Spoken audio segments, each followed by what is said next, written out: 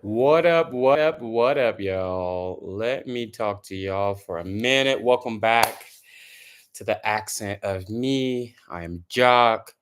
Nice to see you guys today. So, I wanted to talk about a few things.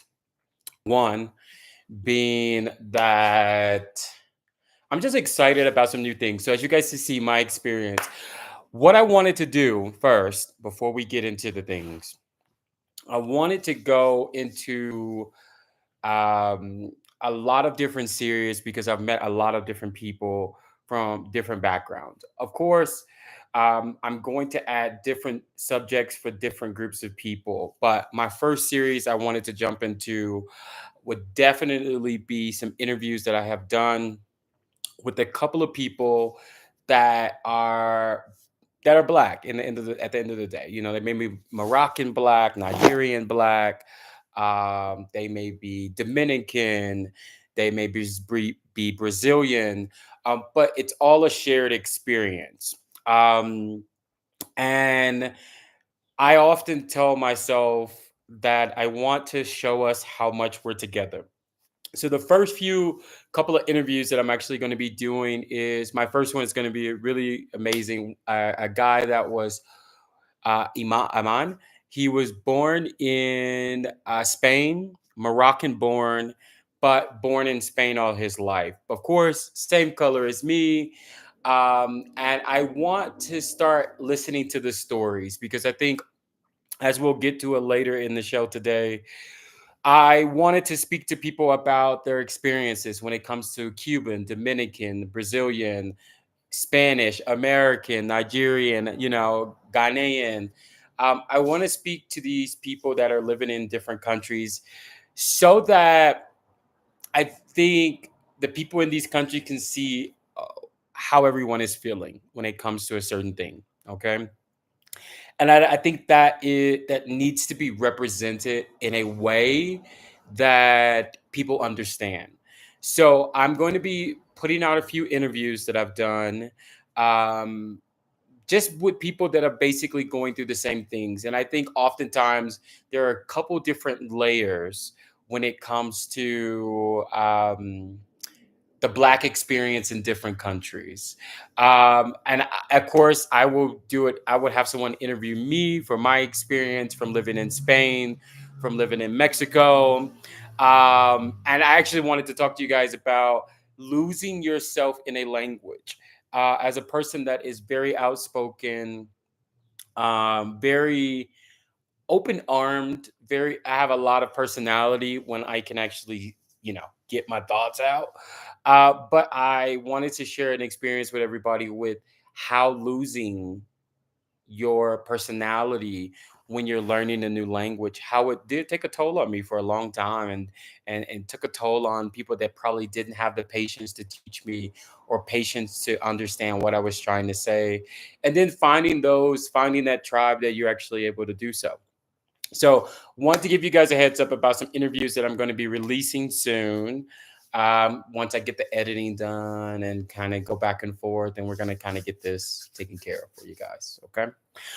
But since we're in it, I know what you guys are here for. I know what you're here for. You're here for the No King's Day parade, which I was actually just looking on the internet, right?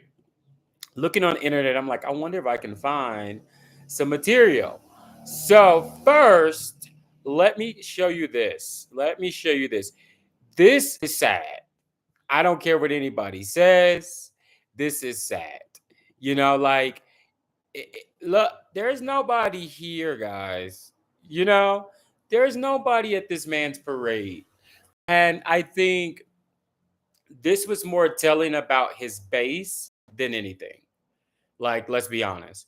This was more because at the end of the day, there are people that are still supporting him behind the decks.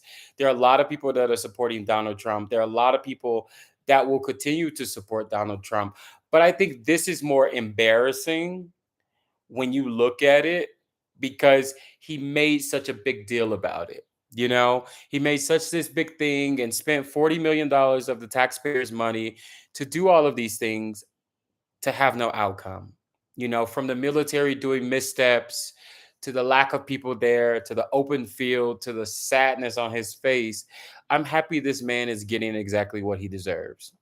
And for the likes of people like Stephen A. Smith, that says certain things that just, when I tell you I'm so tired of people tap dancing, and I know it's because you guys are making these multi-million dollar um you have these multi-million dollar contracts and you call it being real. But at the end of the day, I think if you don't stand up against fascism, if you don't stand up against people that are marginalized, if you don't stand up, and I get it, I think anybody, no, not anybody, that's a lie, because I don't think ever I would ever go into a space and make the money. I think the authenticity, and we can see that from certain people that are making these authentic moves, that it's much better when you're yourself versus everything else. Like, to see how America stood up, and even if we look it up, no King's Day protests, and the protests were massive. I think it was only there were. I actually have it on my Instagram. Let me show you guys. I was so proud of America. I was so proud to be American at this time. And when I tell you I was so proud from all of the things that took place and how everyone truly, truly, truly stood up against fascism to show this man that we really, really, really don't like. I think that was amazing. So bravo to America, United States, for stepping up to fighting against fascism, to fighting against people that think they're kings, that think they're above the law. Because this was a good day. This was a day. And I have to say, I don't think a lot of Black people actually came out, but, I say to the whites, the Latinos, the Asians, if the Asians came out, but bravo. That's what you want to see. That's what you want to see. And that actually goes to something that I have been seeing, and this is for the Latino community. This question is strictly for the Latino community, because when I see things that affect marginalized groups, whether it's Latinos, Blacks, gays, trans, women, um, and I see something that doesn't align with my values, and I'll be honest, do I understand a lot of the stuff that's happening? And I'll be honest with the trans community. Do I understand the trans community? I don't. I really don't. But as a person that's from a marginalized group, being Black, I could never see myself looking down on another group when I already know what it feels like to be looked down on, or to be perceived as something different. So recently there was a let me see if I can find it. Recently there was a issue with Uber. Uber CEO stood in solidarity with Trump. And this is my question to the Latino community. Because when we see something that we don't like, and I think I'll show you guys this about the Cubans for Trump and what they were been saying, we fight back, we protest, we use our dollar. And I see that in different places, that doesn't happen, So I can say, for example, earlier this year when there was issues with, was it Sam's Club, and people started boycotting Target and Sam's Club. I saw a lot of white people, which I expected white people, but I saw Latinos still going to these places, and they don't have a Target here in Mexico. But recently, and I know it's like a matter of how fast you can get the information and where you're getting your information from, but Uber CEO, my apologies, um, and Target, we still boycotting them too. Uber CEO recently came out and was in support of Trump, but I see a lot of Latinos here in CDMX that are still using the Uber app. And I get it. It's a way of life. What do you want people to do? Do you want them to switch? And I don't, I get it. It's like, it's that coming from a place of privilege where I could say, oh no, don't do this, move this way. And, I moved from Uber to Didi.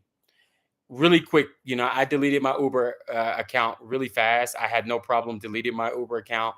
That was not something that I wanted to even keep um, just investing my time in. Even if he comes out, I'm not going to use that app again. I'm good. I'll use Lyft when I go to the States, and then I'll use Didi when I'm here in Mexico. And I'm a person that, Uber Black, or Uber XL, and to know that I can't get that because Didi doesn't offer it, I say it would have no choice but to offer it if all of us backed out of Uber. That platform would have no issue, no reason to not, if there's an influx of people going to this app to use this app. Um, what else? So yeah, that's my question. Why is it that when things are happening and the protest needs to be done, or we need to stand in solidarity, do most Latinos choose maybe a way of just being comfort, their comfort over a protest or boycotting? And I've been seeing that, and it's just I'm not gonna lie, it bothers me a little bit because I've always said that I do think Latinos are, and really quick, just because I had just found it. Look at your boy. Oh, look at your boy. Look at your boy. Looking sad, but what happens with the communications amongst the community with you guys um when you need to boycott certain things? Is it all about comfortability? Is it all about, certain things? What is it? So that's my question to the Latino community. How do you guys come together and boycott, or use your dollar or use your peso to fight back against these companies? Um, because it's very important. It's very important. I think sometimes that's where I see a little discrepancies within the Latino community, is that maybe we're all on one accord, and I still see Latinos going to Walmart or going to Sam's Club, and things like that. And I get it; it's a certain level of comfort, and I don't mean this in disrespect when I say it, but I do think Mexico, in a sense, is colonialized. That a lot of wealth has to be shown, even though it's not like, the people with the Porsches or the BMWs or the Range Rovers, or they have to wear the Louis Vuitton and things like that. So I just want to know, when it comes to boycotting certain things where there's a company that does not like you guys or does not stand with what you guys stand for, why don't the Latino community, why don't they actually stand back and protest? But I wanted to get to something, since we're on the Latinos, which off lately. I want to let you guys listen to something. Let me show you guys. Los negros 100%. americanos. 100%. African American community is the only community that has the power in this country to change anything. They are the only one with the experience of civil matter. They are the only one que tenían el esclavo ahí. They are the only one that are not going to get deported anywhere, and you cannot put them all in jail. So African American community, which is the community that is stepped on by Cubans the most, are the only ones that are going to save the Latinos. And I clap for the African American community that has not, única comunidad que nos va a sacar, are going to save the Latinos. And I clap for the African American community that has not come out, because it is not, I do. We didn't do shit for them. I get it. I get masses, it. But I don't. Me and you support, but in masses, we didn't support anything that was going with them.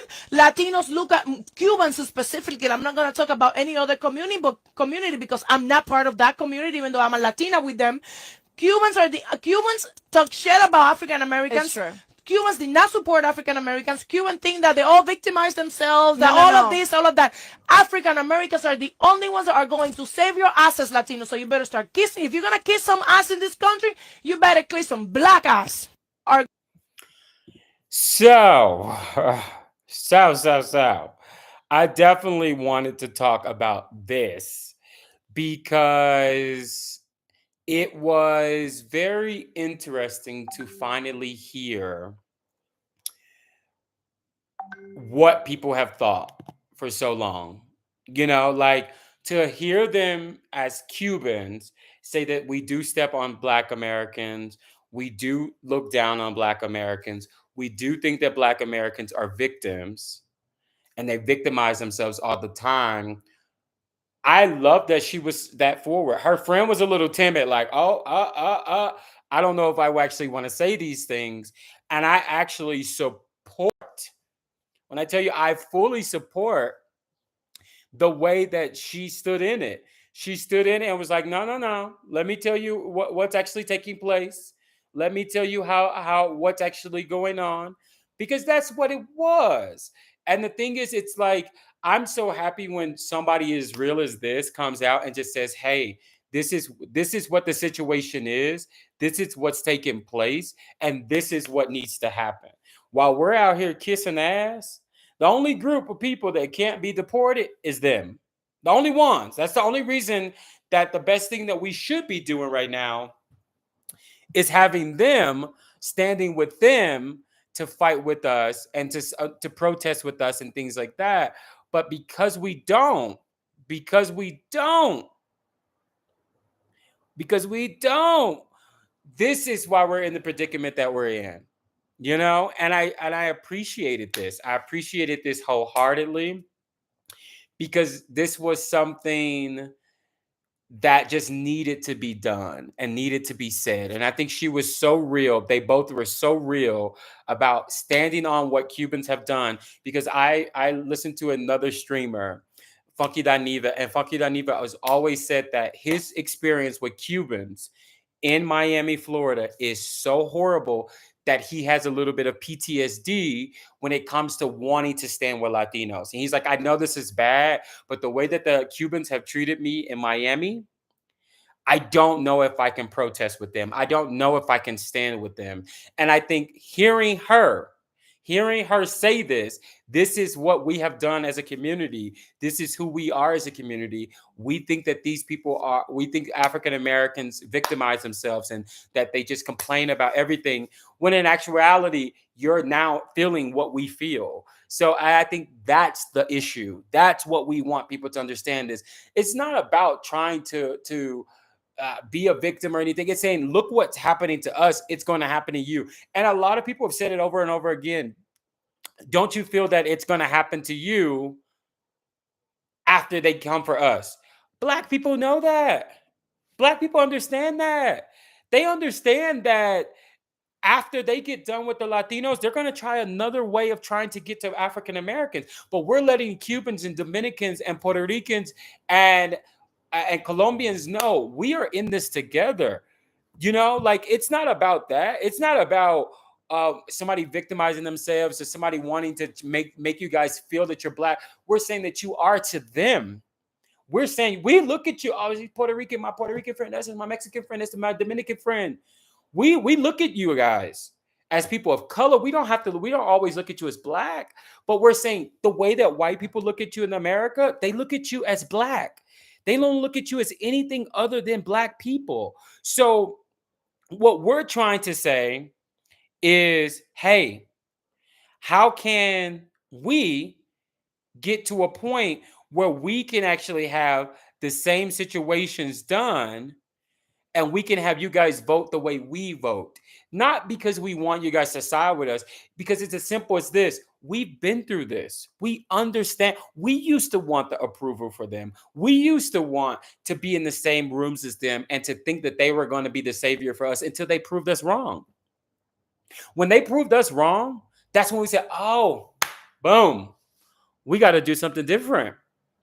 What we've been doing isn't what it is. So maybe now we're going to go a different route and do our things differently, but we need other people to come with us. So that's why I'm happy we're opening these dialogues up and we're having these conversations to say, hey, this is what it is. This is what's happening. Let's fix this. You know, with between us, amongst us, you're still Cuban, you're still Dominican, you're still Puerto Rican, you're still Colombianos, Chilenos. You're still those things. You're still those people. You still have that culture running through your blood. But we're saying in this country, they view us the same. They actually, in a lot of ways, what's weird that we have yet to understand why you guys don't catch it, they look at you guys worse than us. The only reason that they sometimes they give you a little pass is because they know that they can control the situation. They know that this group still seeks um approval from us. So we can still pass with this. We can still get away with some of the things we're doing. And that's just the reality of things. Now that they know, like, oh shit, like Mike Johnson, I guess he's the house speaker of the House. He said, if we don't get this together, which is why they're trying to deport you guys, I don't know why you don't see this. Trump's presidency is over in 2 years. If you get your asses up and go vote next year, vote against them. Vote against them. Look what they've done to your family. Look what they've done to your babies. Look what they've done to your babies. You vote against them. And then once we get him out, whatever you want to do after that, if you want to go back to the Republican parties because of your religious views or whatever, but he can't be here. Look how he's treated your family. Look how many people he's deported just unlawfully. Look at that. That's what we're saying. We're saying, look at the humanity in this. They're not even treating you guys like human. So how do you think that you're equivalent to them? Some of you have done the right thing. He's got your papers, followed the law. And he still took your vote and lied to you in your face and took everything from you and took some of your family members away from you. That's what we're saying. We're saying stand up for your families. And that's why a lot of people are questioning the situation, because they're saying, well, if you're not going to stand up for your family, who the hell will? That's what we want this to be about. It's never been, and it never will be about anything other than what we're seeing, and I'm happy people are able to see this. I'm happy people are able to look back on this and think like, wow, like, wow, look how they mistreated us. Look what they did to us, and that's why I'm happy. I'm happy this is happening. But to see, things like this is what I want to see. I want to see us standing up, and I want to see us fighting, and I want to see monumental things happening. To see headlines like this: nationwide anti-Trump No Kings protest massively outperformed his $45 million 250th military anniversary parade on his 79th birthday, with 5 million protests in 2,100 rallies across the 50 states. This is what we want to see. Nobody should be treating your family this. Nobody should be ever be treated the way that your children have been treated. Your abuelas, abuelos, nobody. It makes me emotional because it pisses me off that you voted against yourself, against your family members. You know, that's how I feel. When I saw that little baby, and I'm not gonna put it on here because I think it's wrong.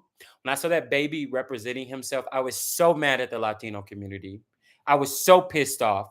Even for the ones that think that they're white, I was so pissed that you would allow this, that you would allow your people to be treated like this. All for money, all for a better quality of life. Not understanding, not using this where you come from, who you are. Don't forget that. And that's I'm going to end it on that because it makes me emotional and pisses me off. But I'm happy to see things like this. I'm happy to see things like this. They did not play. They did not play.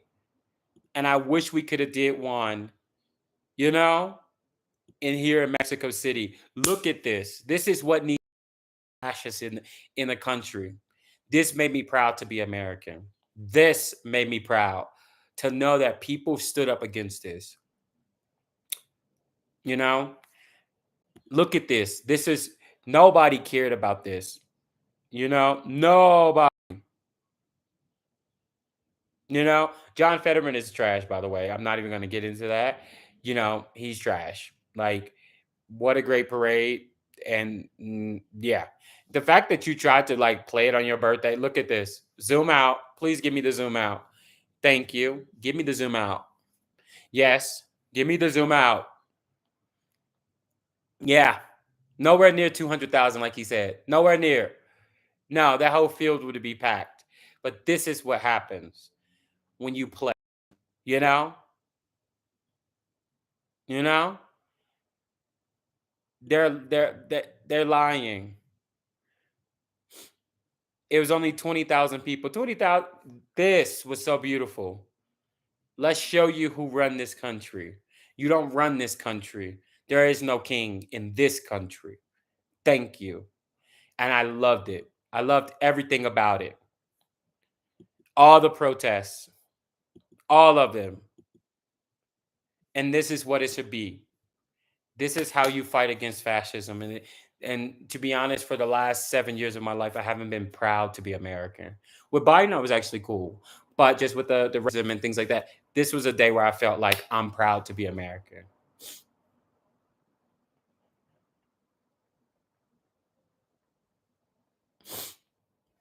You know? So big shout out to America, the states, for this. This was amazing, guys. This was really, really beautiful. We're gonna get into this last story that I wanted to talk about, and then we're gonna go ahead and get up out of here. I'm liking talking to you guys more and more on here. But let me tell you guys something. I wonder if I can find it. Let me see if where I have it at. I want to show you guys something.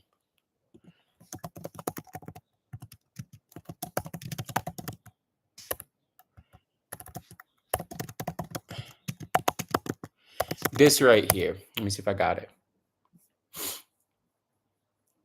I think I have it on my for birthday post. I think they took it down already. Oh, here we go. Let me show you this. I got it. I found it.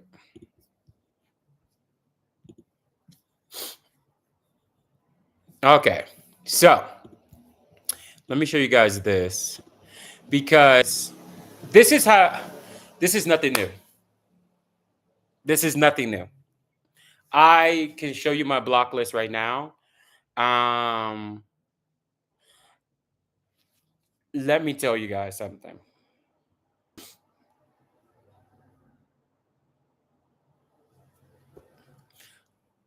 They've always been this.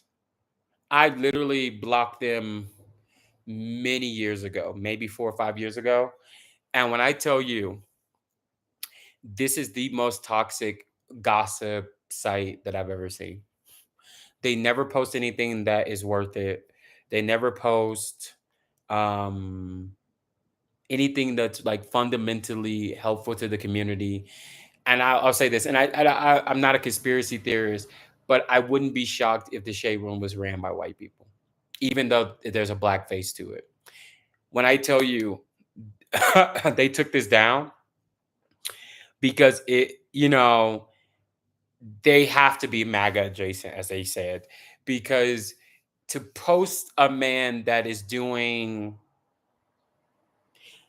it's almost the same. I don't know if you guys remember when Snoop did it, when Nelly did it, and said that they respected the house.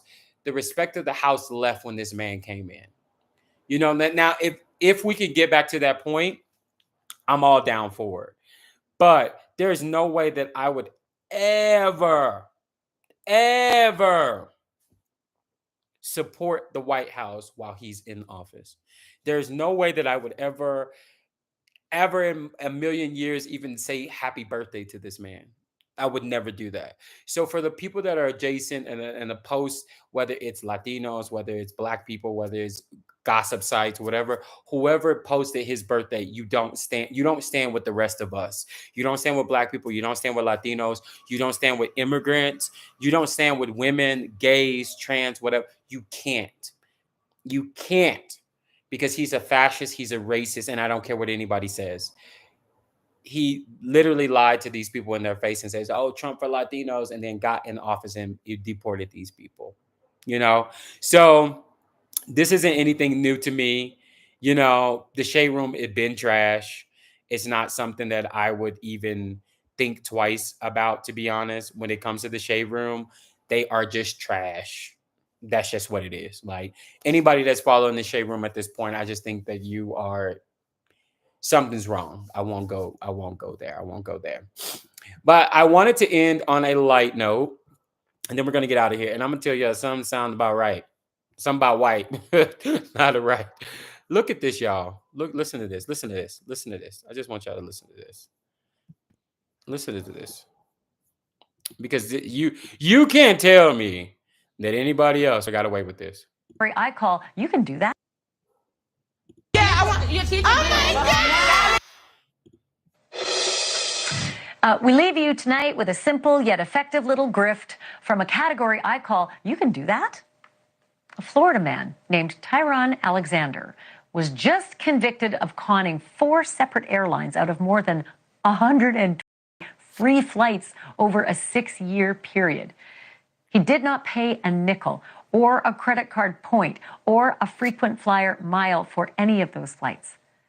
What he did was he claimed to be a flight attendant on a travel reservation website, available only to flight crews.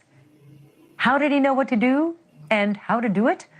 The feds say that Tyron Alexander had credentials, but claimed to be a job hopper with 7 different carriers and 30 different badge numbers over the years. I am getting such Leonardo DiCaprio vibes right now on Catch Me If You Can. Catch me if you can. Yeah. But the reports say that this guy, in fact, did hold an actual airline job within the past decade. It just wasn't as a flight attendant or as a pilot.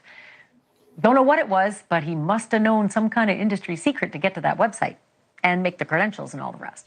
His little scheme worked perfectly until the feds got wise. And now Alexander will not be traveling anywhere for a good long time because he's facing up to 30 years in prison for 4 counts of wire fraud and 1 count of entering a secure area at an airport under false pretenses. His sentence is coming up at the end of summer, August 25th. So that means like bummer of a summer. Always like to remind you, check out my podcast, Drop Dead Serious. Now let me go off and say this before we get. You got to be white to be able to get away with something like this. That's all I'm gonna say. That's all I'm gonna say. You got to be white to get away with something like this. That's all I'm gonna say. There is no real world that anybody really could get away with this. Like no real world. This man called 130 something flights, but somebody did say there was called non-revenue flights. So the flights, the what's it called? The airlines actually didn't get charged anything for this. So I found it interesting. He had the loophole, but in a word of somebody that I really admire, Funky Daniva, you hit the lick once and then you done. Maybe a couple times. Maybe I would have did it for like 2 or 3 years. Maybe I would have hit it for like 2 or 3 years, and then I would have been done. I wouldn't have kept doing it. But he got greedy. 130 some flights. I think he went to where he go to. He didn't go to England. What did they say he went? He went somewhere far. It wasn't Singapore, Philippines, but it was like $300 on the non-revenue flights for the what's it called for the crew. Where was the last one he took? 100 flights and went, da da da. I can't remember the flight that he took, but they said it wasn't that much. So um, I'm not surprised that he got away with it.